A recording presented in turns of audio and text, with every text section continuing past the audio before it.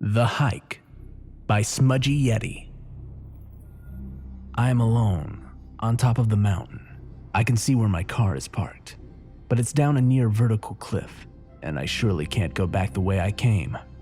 I wasn't alone when I began my climb, but now I am. I figure if I'm going to be stuck up here, I might as well tell y'all why. At 1700, I picked up my girlfriend, Sammy. Sammy had wanted to go hiking since I first met her, and now it's our first time to go. I had just started going to a college out in the mountains.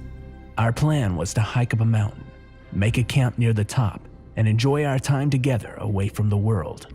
We stopped by my house and picked up all our gear. We brought food, water, a radio, blankets, a tent, and a small propane grill. We began our hike at 1930. The mountains were steep, but nothing too difficult to climb. There was wildlife everywhere. Deer, birds, and rabbits for the most part. About halfway up the mountain, we came across an old camp. The place looked like it had been ransacked.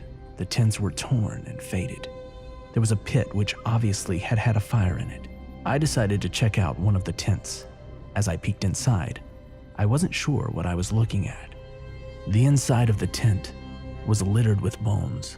Just as I turned to call Sammy, I heard her scream. I got out of the tent to see what was wrong. Just inside the thick forest, I saw it. A deep, orange-red pair of eyes, burning in their sockets. I heard a low whispering.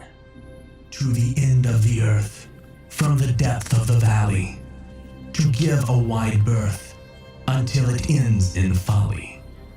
The falling of the rain, so conscious and shrill, to wash away all pain, so the forest can remain. We started running, but more eyes blocked the path. Sammy was paralyzed in fear. One of these things was right in front of her. It looked vaguely human, with dark fur and large black teeth. I tried to grab her, but it beat me to it.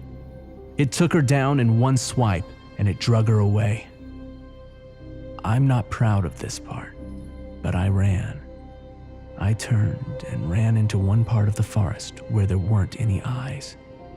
As I ran up the mountain, I heard, With the fall of night, the beast come to life, and to cause all fright, with eyes that burn bright.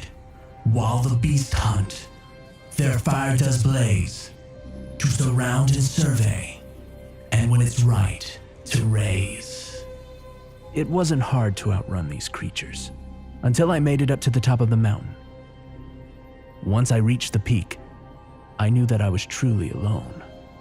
All I have on me is my phone, and my calls keep getting dropped. I hear them again.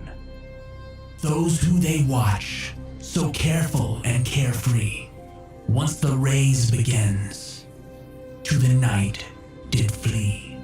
The chase then began, them versus the beast.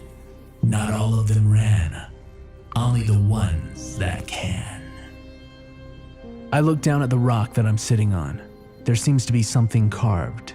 It goes, Up to the peak. went my lonely soul. No one else in sight, but I.